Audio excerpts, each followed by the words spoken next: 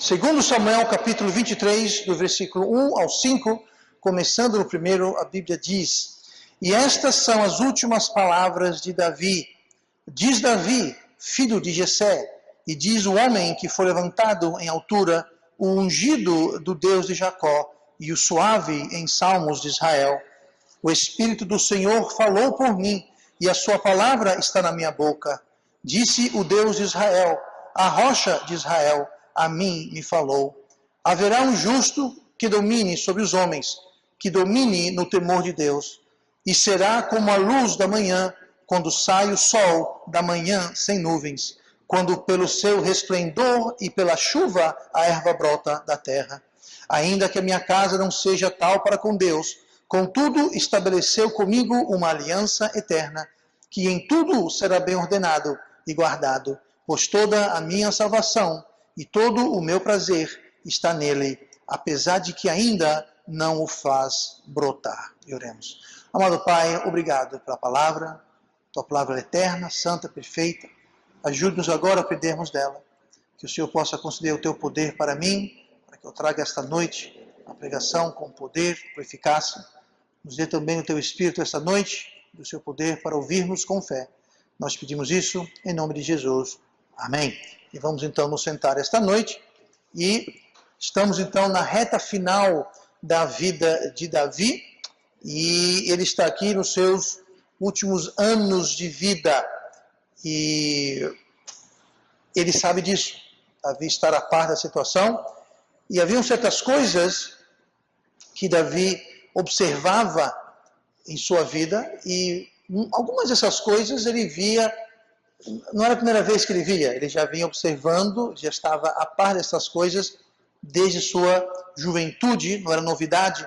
E outras coisas, nós vamos ver, ele só pôde enxergar agora, e entre o que ele já tinha noção e o de que ele veio a enxergar, nós podemos deduzir, como nós vamos ver, que ele tinha uma compreensão melhor. Ele estava enxergando melhor coisas novas e coisas que ele já sabia, mas agora ele tem um entendimento mais profundo. Ele está enxergando à luz de uma nova visão, uma nova perspectiva. E isso acontece quando a gente encara a morte, quando estamos encarando a morte, uma situação em que a morte está próxima, isso vai mudar como a gente enxerga as coisas. Isso vai mudar a nossa visão e perspectiva quando você encara a morte ou a possibilidade da morte iminente, talvez através de uma doença, talvez através de um conflito, alguma guerra, uma batalha, talvez devido a alguma mudança de perspectiva. Mas sempre que entra na equação a possibilidade de uma morte iminente, e nós temos consciência disso, então isso traz uma certa mudança, a iminência da morte. Se você soubesse que você tem horas ou dias de vida, ou se você soubesse que você tem meses ou anos de vida, isso vai mudar como você encara a vida, como você enxerga, como você interpreta as coisas que estão se apresentando. E as palavras-chave do capítulo 23, justamente as primeiras do versículo 1, e estas são as últimas palavras de Davi. As últimas palavras. Não que Davi vai morrer no final do capítulo, não que Davi vai morrer depois de falar essas palavras, não é isso. Não é que ele vai ficar mudo. Mas quando fala aqui as últimas palavras, ele está dando peso e importância e profundidade. As últimas palavras de uma pessoa são palavras importantes. Quando alguém vai ser executado, eu sempre pergunto se tem algumas últimas palavras, né? Aí geralmente você fala, não fui eu sou inocente, esse tipo de coisa. Mas as últimas palavras de alguém sempre carregam um peso especial. São palavras que são geralmente ponderadas e pensadas. São palavras que querem transmitir alguma coisa. Não são palavras corriqueiras ou ditas de forma casual. E Davi aqui está deixando claro, essas são as minhas últimas palavras. São coisas que eu quero deixar registradas. São coisas que eu quero deixar marcadas para a posteridade. Então, ele está sentindo que ele está no fim da sua vida e ele sabe disso e está observando, como eu disse, algumas coisas que estarão se apresentando para ele. E Deus usa Davi para falar conosco a respeito dessas coisas que Davi observa nos seus últimos dias. No versículo 2, diz justamente isso, diz assim: o Espírito do Senhor falou por mim e a sua palavra está na minha boca. Isso é Davi falando. Davi falou, olha, eu estou falando aqui, mas é Deus que está falando por mim, é Deus que está colocando as palavras em minha boca. Ou seja, é Deus que está me inspirando, Deus está falando através de Davi. E para quem acha que a morte é algo distante e longínquo, deixa eu ver aqui, esse trio fantástico aqui na frente. Vocês pensam muito na morte? Não pensa.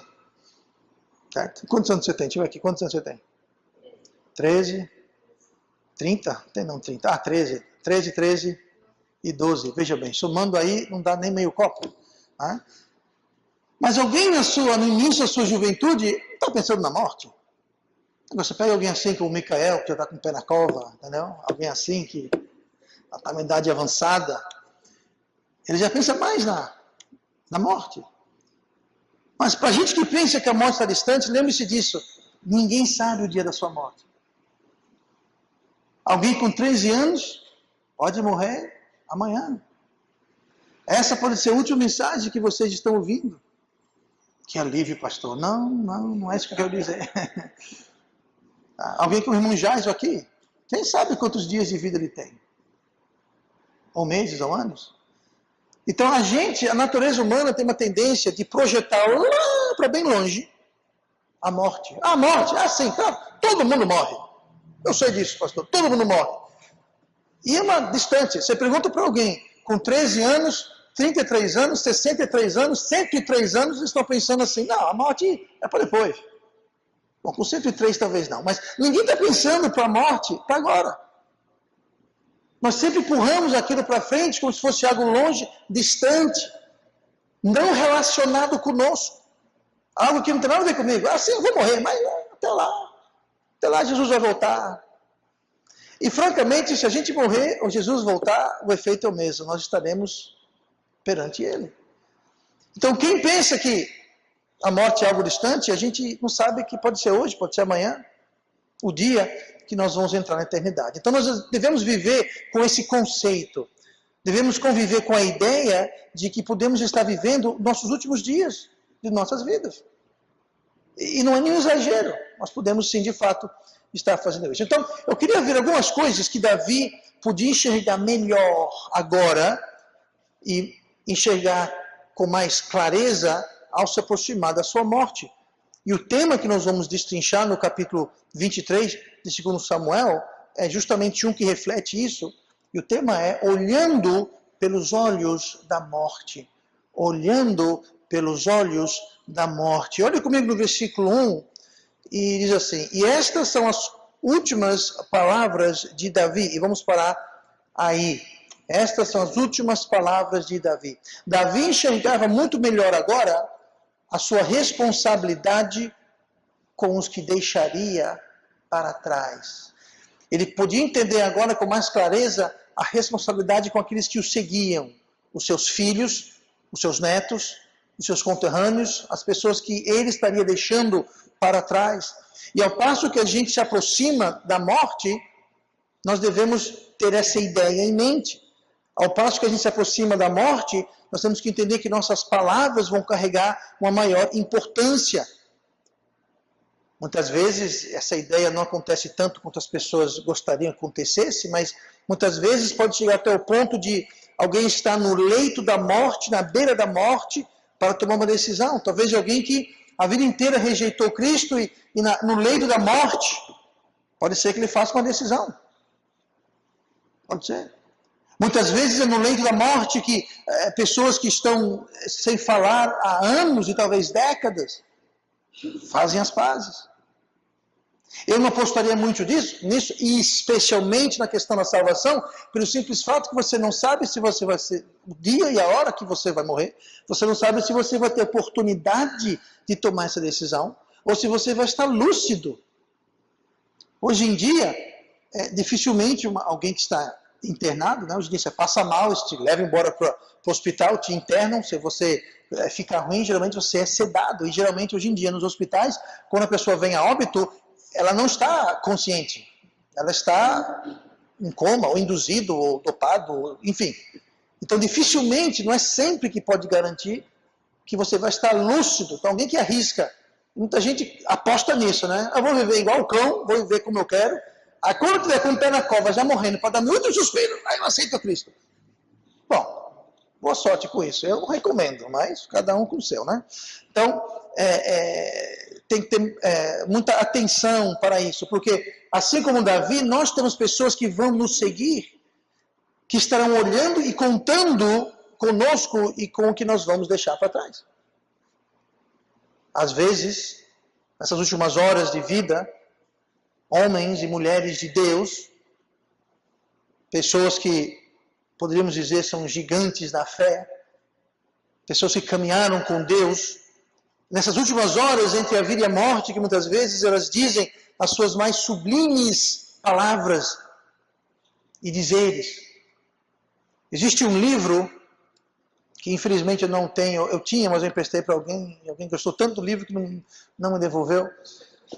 Então, seja quem for, bom proveito com o livro. E, enfim, o livro é o seguinte, é chamado As Últimas Palavras de Santos e Pecadores. É um livro que tem duas capas à frente, e uma cabeça para baixo em relação à outra, e ele começa, de um lado ele começa contando relatos de últimas palavras de salvos, aí você vira o livro e ele começa do fim para o começo, contando as últimas palavras de não salvos. E lá você vê, e pessoas famosas geralmente, e você vê as últimas palavras de pessoas, salvos e não salvos. E você vê a grande diferença que há nessa hora, na hora entre a vida e a morte.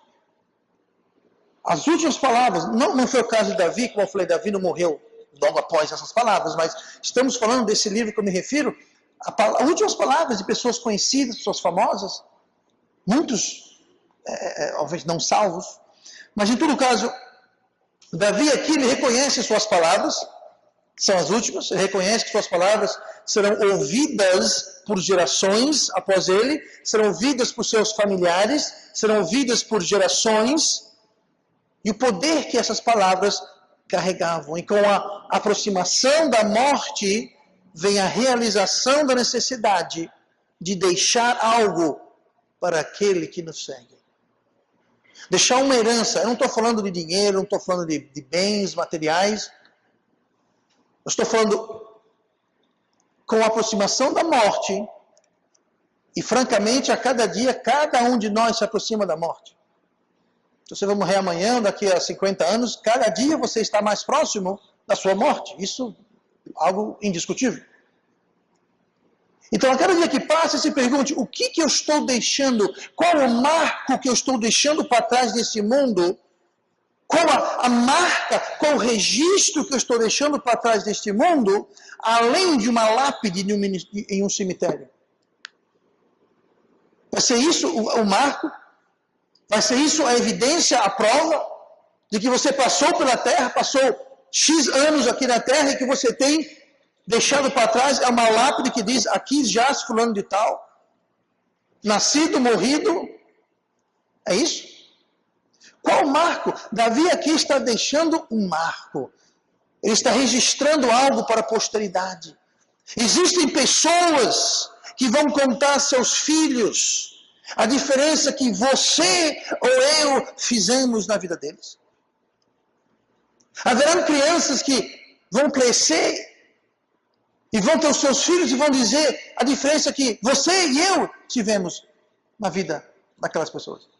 Qual o marco que você está deixando?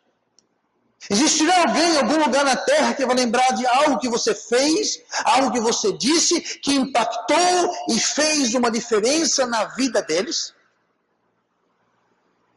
Qual o registro que você vai deixar? O que você está deixando para trás nas mentes das pessoas? Quais as lembranças, quais as memórias que estão sendo semeadas? Qual o legado que você está deixando? São memórias de tristeza, de decepção, de dor, ou são memórias de alegria, de conforto, de ajuda?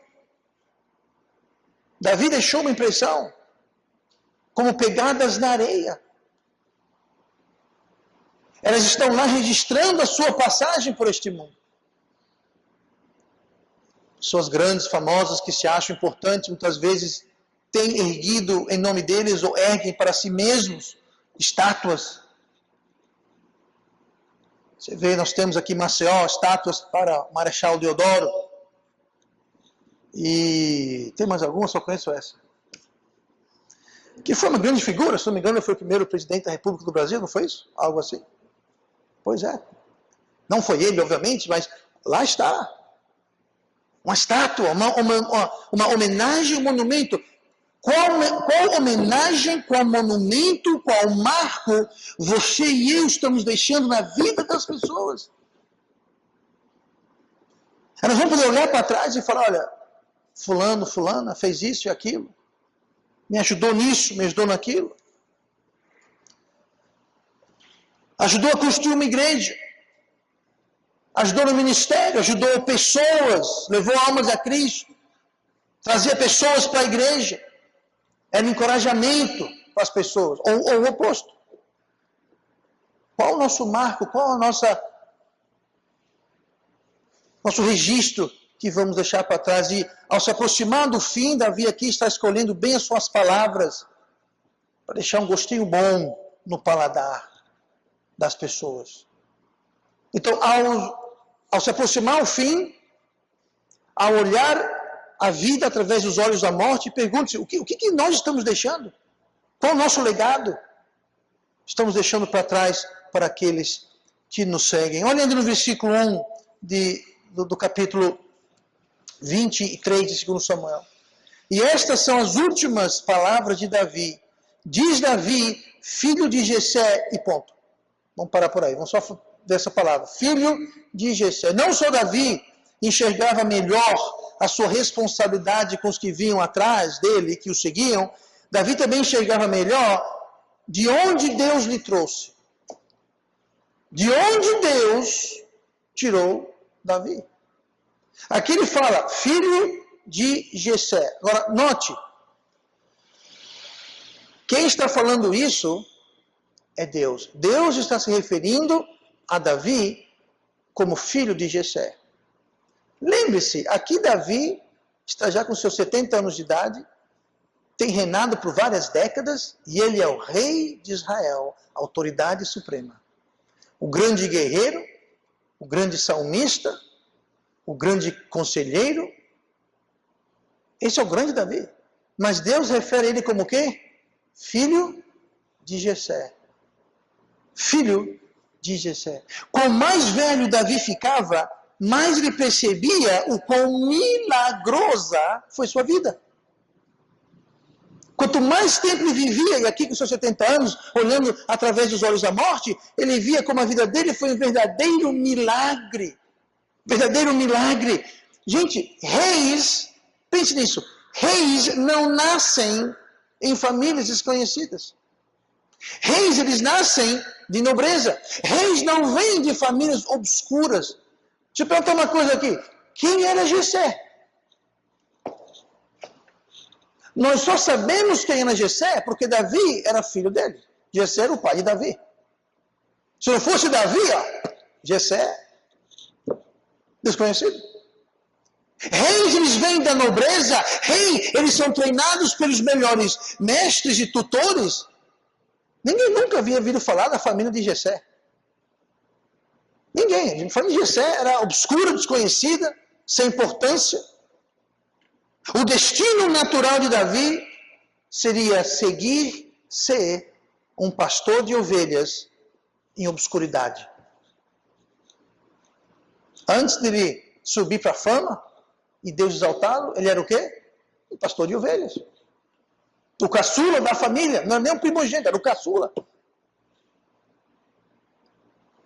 O caçula, quando Samuel mandou Jessé juntar os filhos, nem chamaram Davi.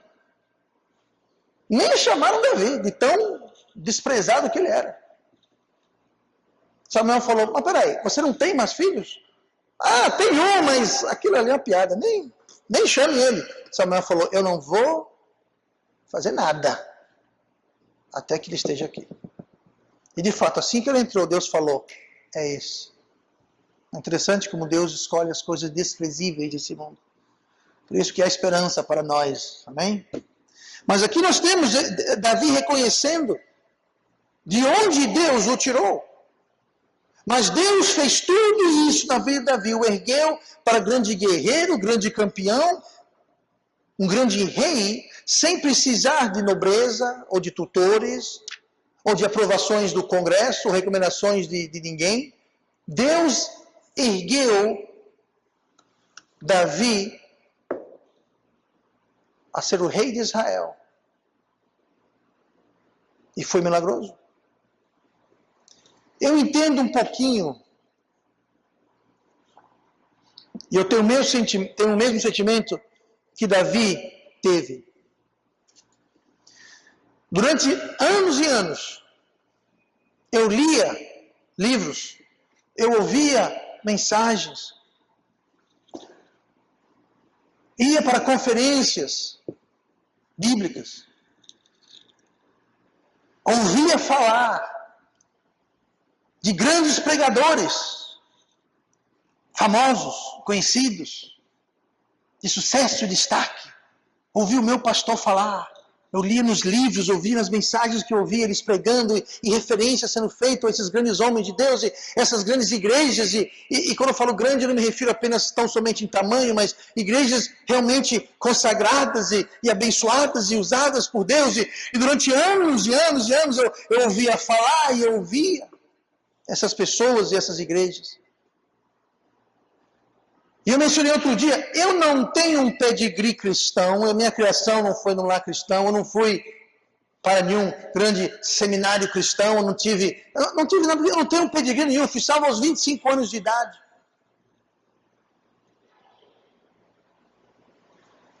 Imagine o meu espanto, imagine o meu encanto, quando eu me vi agora não só conhecendo esses homens pessoalmente, sendo amigo pessoal de muitos deles. Não só ouvindo falar de suas igrejas, mas pregando com eles e nas igrejas deles. Fazendo refeições com eles. Recebendo eles em minha casa e eles na casa deles. E tendo comunhão e conhecendo e sentando, estando próximo. Eu sei como Davi se sentia. E muitas vezes, e até hoje eu pergunto, o que eu estou fazendo aqui? Eu lembro uma vez sentado, a última viagem que fiz para os Estados Unidos, uma conferência. Sentado numa mesa, fui convidado a sentar, uma reunião informal, estava eu, o Dr. Cox, e os principais líderes de igrejas batistas fundamentalistas hispânicas dos Estados Unidos. E estão conversando, eles viram para mim, perguntam para mim, querem saber a minha opinião, o que eu acho. E eu olho e estou pensando aqui na minha cabeça, aleluia, glória a Deus, o que eu estou fazendo aqui? Eu não chego aos pés de nenhum desses homens aqui. Eu não estou dizendo isso de falsa modéstia, mas ali temos homens altamente experimentados com décadas de ministério. Ministérios incríveis, impressionantes. E eles estão conversando, eles sabem que eu existo. Só aí, para mim, já é um absurdo. Eles sabem que eu existo. Durante anos eu só ouvi falar desses nomes. Agora lá estou eu, sentado à mesa. Eles olham para mim e perguntam, e você, irmão, o que você acha? Eu? O que eu acho? Eu acho que eu estou no lugar errado, me convidaram para entrar na sala errada, com licença. É isso que eu acho.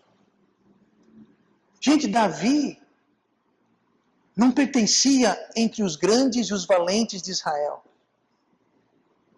Davi era um moleque, pastor de ovelha, que o pai nem chamou. Quando disseram, Jessé, reúna seus filhos. Nem o pai chamou ele. E aqui nós vemos, se tornou rei, guerreiro, campeão, salvador de Israel. Entende? Aqui ele fala, filho de Jessé. Davi, no final da sua vida, ele está enxergando de onde Deus o tirou, de onde Deus o trouxe, o quanto Deus o exaltou.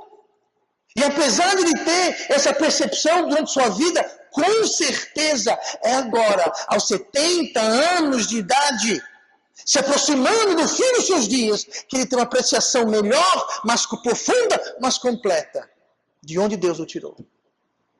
Deus fez isso sem precisar chamá-lo de uma família de reis, príncipes.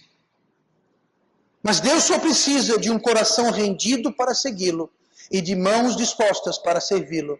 O resto Deus faz. E Deus tinha em Davi um coração rendido e mãos dispostas. E Deus o tirou do pasto e o colocou no trono de Israel. Davi sabia que chegava no fim da sua jornada. Ele sabia que seus dias estavam contados. Mas Deus permitiu que Davi visse claramente que sua vida foi de fato um milagre. E a nossa vida pode ser um milagre.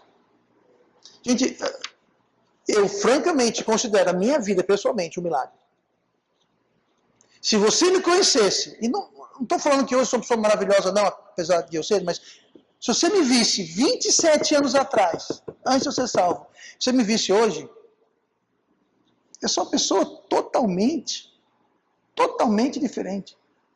Você nunca, se tivesse um voto, a pessoa menos provável de jamais ser um pastor na vida, eu ganhava o primeiro, segundo, terceiro lugar ia para mim. Ia para eu. Eu ia ganhar o prêmio. Ouro, prata e bronze era minha. O fato que eu estou aqui atrás de um púlpito pregando, isso em si é um milagre. É um milagre. Para a sua vida ser um milagre, você não precisa necessariamente ser um pastor, um missionário, não, Deus pode usar fazer um milagre onde você estiver, no que você for, mas aquilo que Deus tem para você. Basta ter um coração rendido e mãos disponíveis e aptas. E dispostas a segui-los. Para jovens, vou encerrar com isso essa noite, mas para jovens pode parecer difícil de entender esse conceito. Esse conceito de encarar a morte, como perguntei agora há pouco para esses jovens aqui. Um jovem com 13 anos, claramente pensa na morte. Mas se você for visitar um cemitério, tem muita lápide ali, de pessoas com 13 anos, de 12 anos, de 10 anos, de 9 anos, de 8 anos. Morte não faz questão de idade, não. Então é muito difícil você talvez encarar, mas deixe você voltar do médico e lhe dizer, você tem 6 meses de vida. Espere o exército lhe chamar e falar, vocês estão convocados para a guerra, vamos mandar você para a guerra agora. Espere vir a notícia da iminência da sua morte. Que rapidinho a sua perspectiva de vida muda. Você começa a enxergar a vida através dos olhos da morte, do final, próximo. E aquilo vai reestruturar e reorganizar suas prioridades. Te garanto que você não vai gastar mais tempo desperdiçando com bobagem, besteira e coisa que não é importante. Porque agora você sabe que o tempo está contado. O irônico é que seu tempo pode estar contado. Jesus não falou aquela história sobre o homem que tinha muitos bens? Ele falou, louco, esta noite cobrarão a tua vida, a tua alma. Pois é, qualquer um de nós, esta noite. E devemos viver sempre com isso. Devemos estar sempre cientes de que nossos dias são contados e não sabemos quando vai chegar a nossa hora. Porque só assim nós podemos apreciar melhor as coisas que Deus tem feito em nossas vidas. Amém? E vamos orar.